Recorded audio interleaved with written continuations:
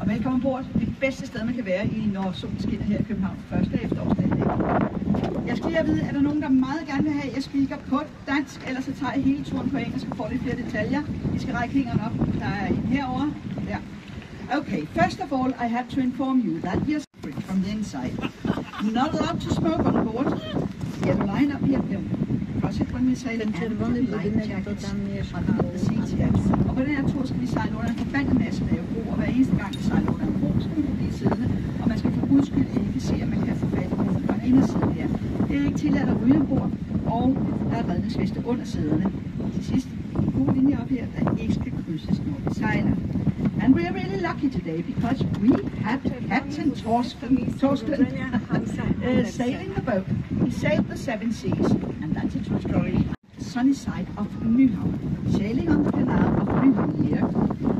The canal dug up 250 years ago by German soldiers and Swedish prisoners of war. Really quickly turned into the red light district for all of the harbour here.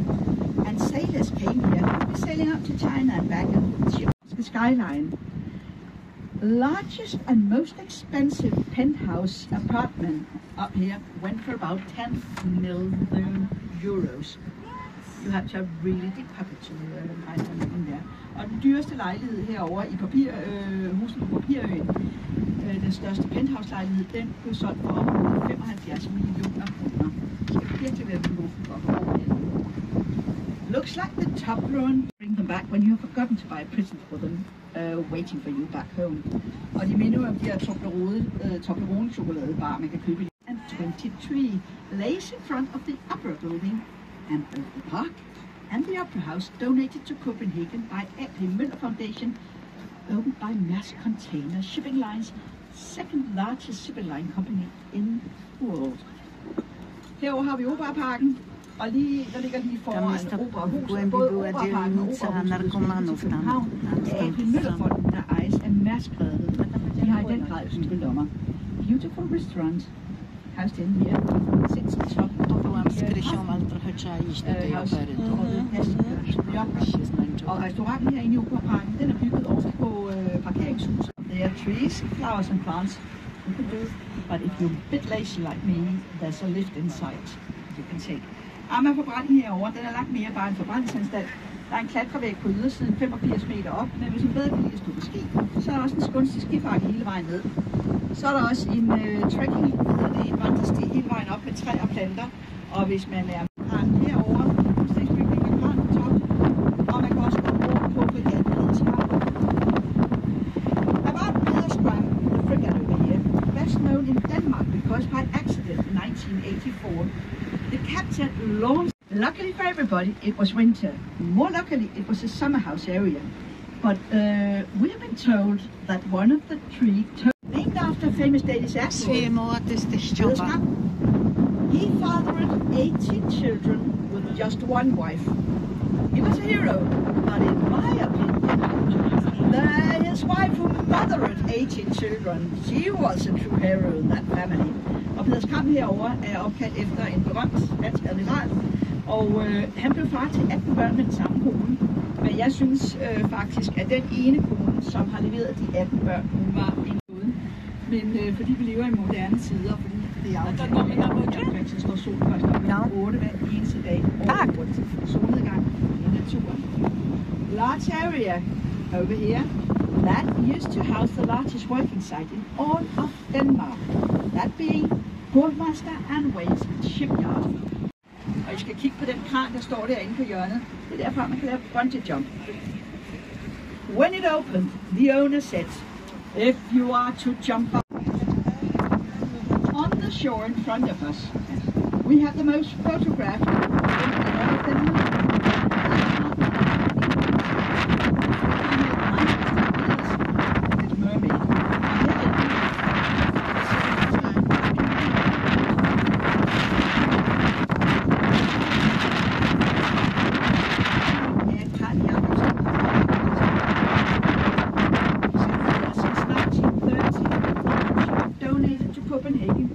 owner of the Carlsberg Brewery.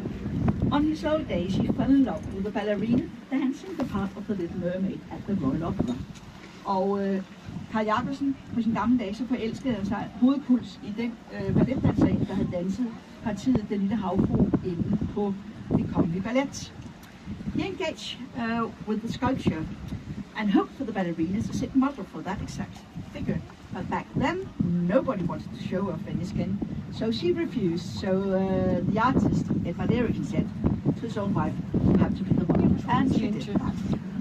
Men da han var næsten færdig, han har fået sin egen kone til at være med. Da han var næsten færdig, så kom ballerina Elise tilbage og sagde, at han ville godt til hende. Det fik hun. Så nu er der ansigtet af Elise. Du har kroppen af kunstnerens egen hustru, og så har du halen af en anden fisk, de har fået at spise. And I have to admit, when you see the mannequin piece in Roskilde, yes, that could be the largest disappointment when it comes to a little sculpture. It's a particular Kong Harald in Norway. When the royal family waits to be sailed out to the royal yacht, they have the royal pavilions, the two of them sitting in here. And of course the royal family waits the building with the ground on the top. Or more lovers have to wait on the building with the onion on the top. Og kongefamilien skal sejle ud og bord på deres kongeskib, så venter de selvfølgelig herinde i de kongelige pavilloner, og de venter selvfølgelig i den bygde med en krone på toppen. De er mere kødelige også. Skulle nogen holde timet os og komme ud, så skal vi vente i bygningen med the Opera Park and the Opera House, both donated by Ed Müller Foundation, owned by Dansk Container Shipping Line, and this is the headquarters. And if I'm really nice, I'll say, oh, what a strong looking building. 189 blind eyes looking out on you, and we can. You have the famous logo on the white building with the tinted roof over here. Blue square, 7-pointed star, meaning they're sailing the 7 seas. Og herover den her hvide bygning med tæt på taget, der kan man se det berømte Mærsklo på toppen. En blå firkant med en syvtegnet stjerne, der symboliserer ideen om, at vi sejler de 7 verdenshave. Or could be, they work 7 days a week in here, the English would say. Long day. Og kongen og dronningen bor i den første bygning herovre i 80 år, så man kan se det hjemme nu, fordi det kongelige flag er ikke hejst på flagskibet. If you're into statues, you have to look to your right into the center of the royal palace area. And you can see Przedtem królowa, a teraz król. Tam pójdziemy. I think it's called something like equestrian. Musisz tam być. It is, yes. To są takie miejsca, gdzie musisz być. Cost nearly double of what the 4 mansions together cost to be built. Really. We have again the Opera House. Nu skal I kigge over på operahuset herovre. Every 3rd year, there's a diving competition taking place from the roof of the Opera House, 27 meters into the water. Opera, and they have a sponsor. Can you guess who is the sponsor? Any? It could guess, not the right guess. Any? Tu byłyśmy z Krysią Piechotą, doszłyśmy na kawkę, wiesz, pod tymi namiotami tam. Red Bull, because a Red Bull gives you wings. Tylko Krysia tu zasłuży, że ja nie nadążam. Af operabygningen, og de søger 20 meter ned i havnen, og deres sponsor er selvfølgelig Red Bull, fordi Red Bull giver dig vinger. Old warehouse over here, largest in Copenhagen, used to be the warehouse where you store the wheat to dry. Ja nie mam tej relacji. Keep it safe. Bo ty możesz chwilowo swoje nie widzieć, musisz wyjść na swoje Og herovre der zdjęcie. har vi det største pakhus i hele Københavns Havn. Og det var der, man i gamle dage tørrede og opbevarede alt det hvede, der skulle bruges i København til befolkningen. Og nu bladet om til et hotel. Na swoje And zdjęcie. right in front of you, or a little to your right, Świetna relacja. you have a real modern building, and that is the Royal Playhouse, opened in 2008 with the play Hamlet by Shakespeare. Herovre har vi det kongelige skuespillerhus, der åbnede i 2008 med forestillingen Hamlet af Shakespeare. And Hamlet, that is the place where we have the Danish prince. He had to play insane to try to survive that. His uncle killed his father, married his mother, his true love, Ophelia, committed suicide, and still, in the end, he died in a duel with his own cousin. Og i skuespillet Hamlet, det her, hvor den danske prins, han prøver at spille gal for at overleve, at hans onkel havde giftet sig, Ja, onklen havde slået faren ihjel og giftet sig med moren, og hans store interesse, Ophelia, begik selvmord, og alligevel så ender stykket med, at han dør. Han dør i en duet med sin egen fætter. As I told you, we are not afraid of showing a bit of skin in Copenhagen. Så er vi ikke helt blege for at vise noget ud, når solen skinner i København. And on this corner here, it's always hard for me to compete with the sights you can see in there. But we are entering the district of Christianshavn, Revio district coming up. Og det er altid svært for mig at konkurrere med lige netop de her hjørne. Men vi nærmer os nu Christianshavn.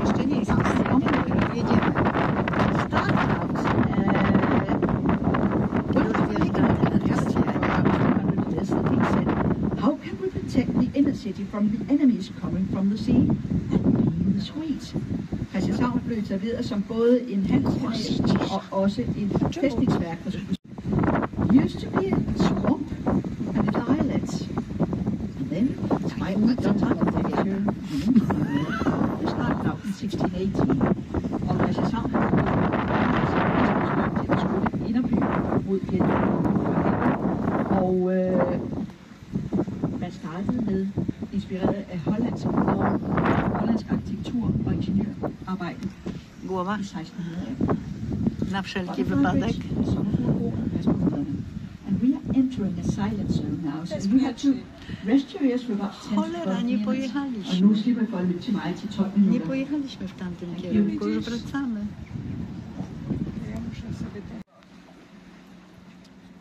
Żebyś się nie zmęczyła, ale żebyś była w ważnych miejscach.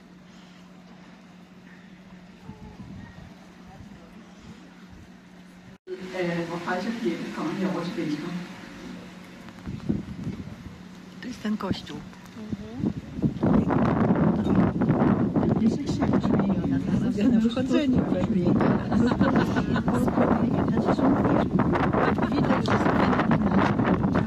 De tre herovre.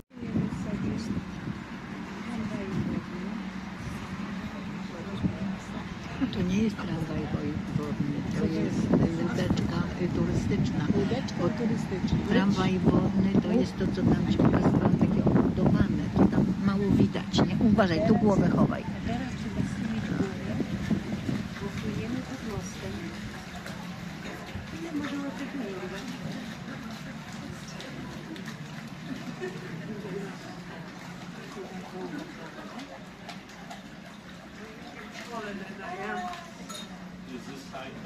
No jak ktoś wyższy, to bym palnął głową, nie?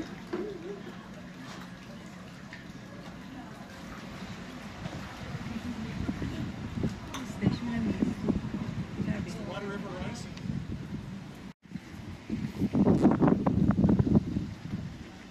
Tu jest taki ruchomy most. Przed nami tam z przodu. I ten czarny diament.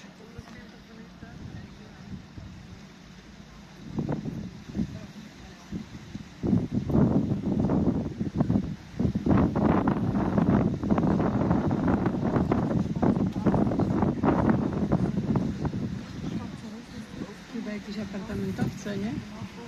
No to jest, tak, na pewno takie współczesne, droższe mieszkania. Na pewno nie są to mieszkania, które odstałyby się od miasta. No na pewno nie.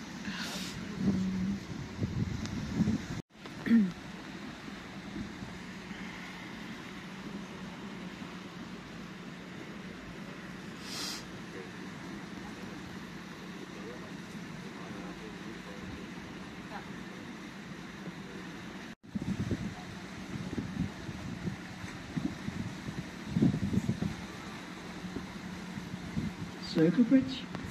Cirkelbroen. Thank you. Głowa? Głowa, a nie... Nie, myślę, że nie. And it can Może open. nad nami. In road. Right in front of you, you have this. Oh, sorry. It's going to be sick. Yeah. Spectacular black building. That is the Royal Library, named the Black Diamond. Her foran har vi det kongelige bibliotek, der hedder Den Sorte Diamant. Opened in 1999 and named the Black Diamond by the culture minister back then. Możemy tam pójść. Yes. name it Black Diamond because in Denmark we are really quick to invent really ugly nicknames for new buildings. Luckily for everybody, the name the Black Diamond stuck to this one. Og den sorte diamant blev navngivet i 1999 tilbage i 1999 af Jytte Hilden og Kulturhuset dengang. Og det gjorde den, fordi vi her i København ellers har en historie om at opfinde rigtig grimme de øgenavn til nye bygninger. Heldigvis for alle, så hang det navn med den sorte diamant. And right in front of us, we have Bloks, Danish Architectural Center. And even though it's Danish Architectural Center, the competition to design the Danish Architectural Center won by a Dutch architectural firm. Bloks herinde, det er Dansk Arkitekturcenter, og selvom det er et dansk arkitekturcenter, så var det alligevel et hollandsk arkitektselskab, der vandt konkurrencen om at designe det. Looks like a ship container stuck on top of each other, or bricks. Og Bloks herovre, det er godt lille skibscontaineren, der er stablet oven på hinanden, eller klodser også. Apartments in there, offices, showrooms, and no bridge in front of you. We have 9 of them waiting for you to sail under. Og nu kommer der 9 broer i streg. Man kan selv til, hvis man har lyst til det, så vælger på, at vi sejler under. Before the Navy moved outside the inner city due to the risk of fire and explosion, they were located to your right, Old Island.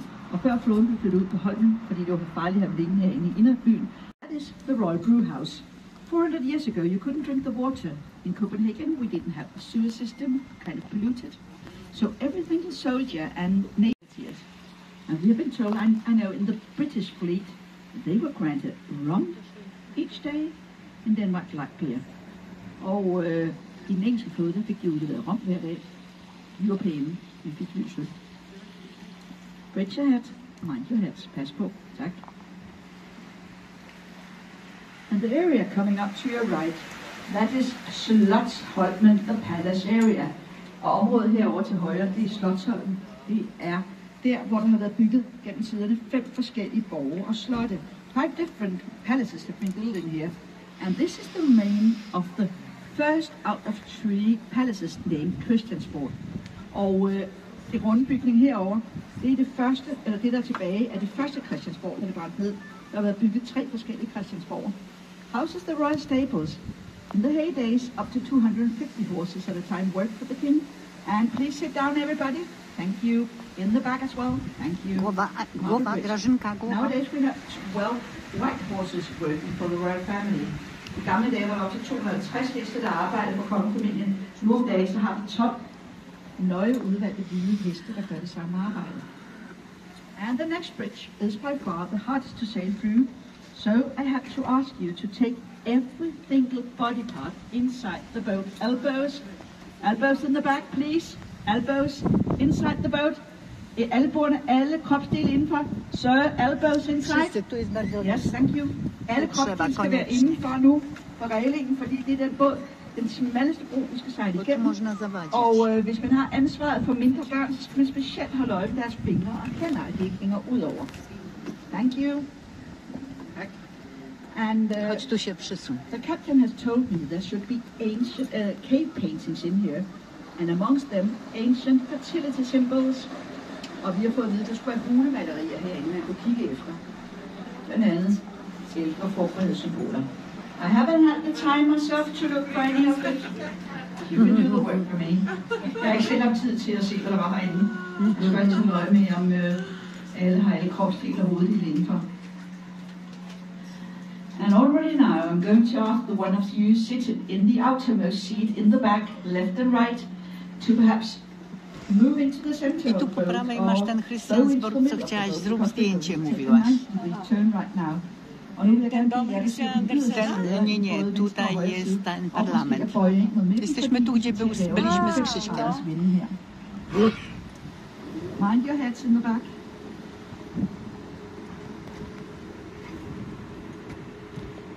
Hos Roma.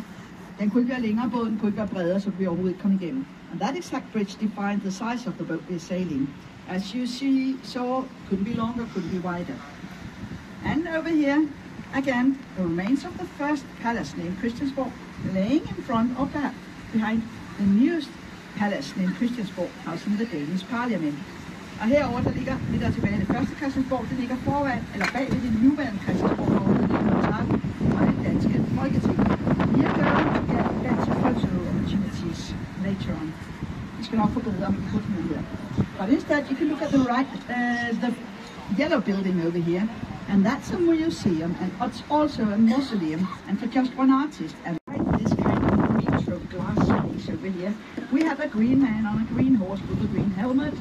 Og hvis man kigger herind, så kan man se Bisp Absalon til hest herovre, den grønne mand. When I was a child, I was told he was a friend of Copenhagen. But when they got out for the metro system, they found human remains dating back, bridge, thank you, dating back more than 15,000 years. Og i Danmark har vi altid hørt, at det var Bisp Absalon, der havde grundlagt København, men det var det ikke, og det var uden til metrosystemet. Så fandt man menneskelige efterladenskaber og rester og værktøj mere end 15.000 år gamle. Man byggede det første forhæld på Slotsholmen. I told you we have a better view of the Danish parliament, as we say, her kan man se i dag. And I'm going to brag about the work they do in there. This year, Copenhagen named the best city in the world. Check. Everything here, Copenhagen is on the top 5 of being the safest capital in the world to live in and to visit. And everything year, Copenhagen is on the Denmark on the top 5 for being the happiest country to live in. Check. And on top of that, we have a really strong economy. Og jeg tillader mig altid at prale det arbejde, der gør inde på Christiansborg her. Fordi i år alene, der er København udnævnt til at være verdens bedste by at bo i. Hver eneste år, så er København på top 5 over at være den sikreste hovedstad, man kan bo i. Og hver eneste år, så er Danmark en af de 5 lykkeligste lande, man kan bo i. Please sit down. Please sit down. Thank you.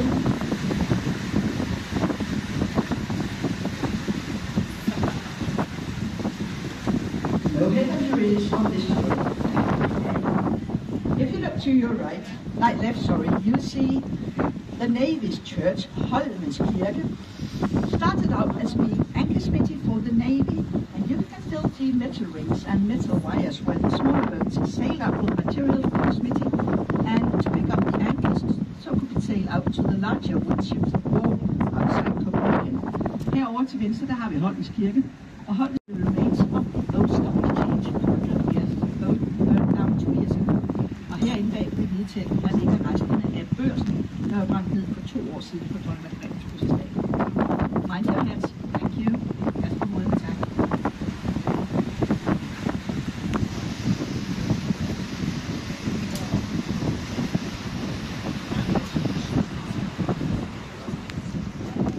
What you're looking at now to your left, that is the Danish national flag, designed by the Danish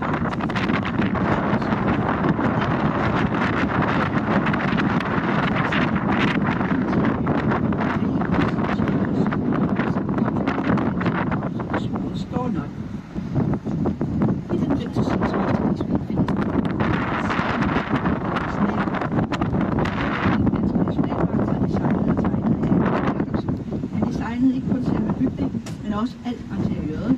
Det er lidt større tag.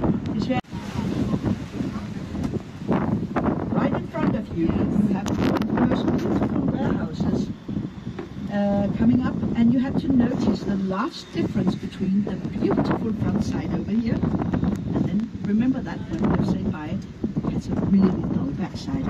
Og herovre, der skal I lægge mærke til Ejles meget, meget smukke pragthus herovre. Frontpartiet, virkelig smukt. Bagsiden, ufattelig kedelig at kigge på. One of the story goes, the king living up there, when he was built, asked for something nice to read when he opened his window in the morning. I don't believe that story. Og en af fortællingerne om, hvorfor der er sådan en smuk forside, det går over, at en af kommunerne til tidligere Christiansborg havde bedt om at få en smuk forside at kigge på. Og lægge på den historie.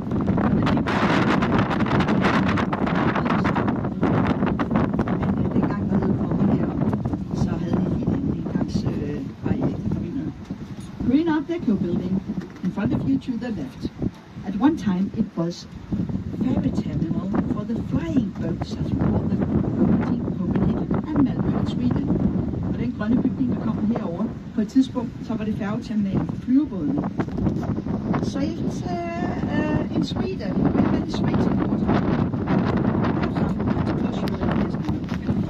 in Sweden they have this really special retail monopoly when it comes to strong alcohol. You can't buy anything with an alcoholic percent over, is it 3.5%?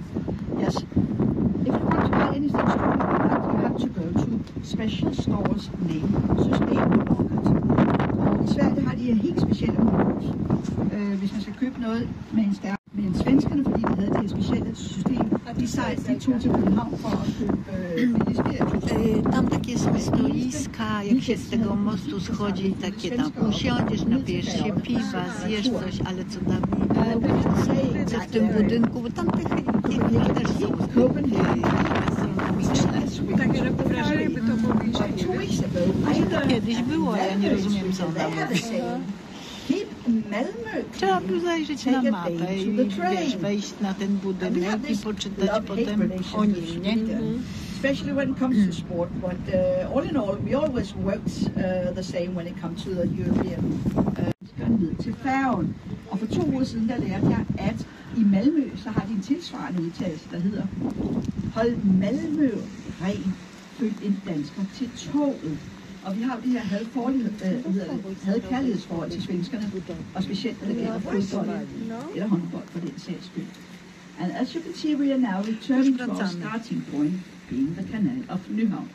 Hans Christian Andersen lived in 3 different locations, famous Danish fairy tale writer, number 67 coming up to your right over here, number 18 and number 20. H.C. Andersen, vores store eventyrfortæller, han har boet på 3 forskellige adresser herinde i Nyhavn. Nummer 67, der kommer lige derind, og så nummer 18 og nummer 20. Nice story goes, he lived here because he dreamt of being a ballet dancer, but he didn't have the body for it. But the other story, not so nice, it was a bit on the cheap side, and it was the cheapest area you could live in Copenhagen back then, because it was a red light district. Og en af de pæne historier om, hvorfor H.C. Andersen havde boet herinde, den går på, at han drømte om at blive balletdanser. Det kunne han så ikke, fordi han havde ikke kroppen eller staten her til det. Så kunne han altid gå ind og sige, at den kongelige ballet herinde på Kongens En anden knap så pæne historie fortæller, at han var lidt påholdende. Og det var derfor, at da han boede her, det var det billigste område, man overhovedet kunne bruge i København. Really low bridge coming up. Mind your heads. Really low bridge.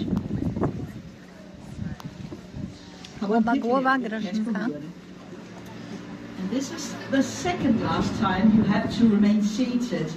The last time will be when we dock the boat. When we have docked the boat safely, we'll let you know when you're free to leave it. Og sidste gang I skal forbi siddende sæder, det er når vi får tøj af båden. Og når vi har gjort det godt og grundigt, så skal vi nok give besked om, at I kan forlade båden.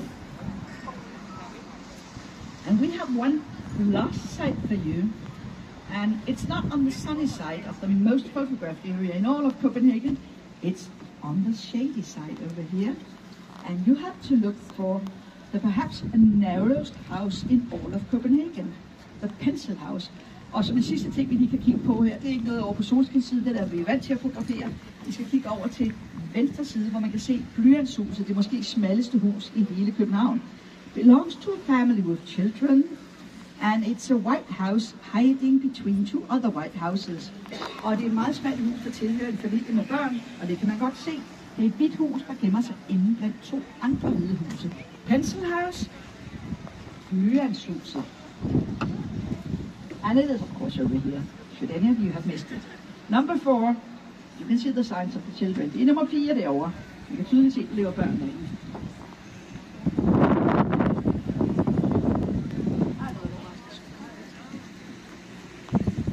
Og på vegne af kaptajn Torsten og jeg selv, så vil vi gerne takke for at sejle med her den første dejlige efterårsdag i København.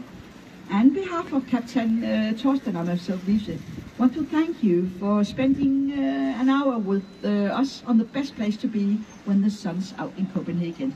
Hope you have enjoyed the tour and enjoy the rest of the day in Copenhagen. Håber I har nydt turen. Hej. Dziękujemy.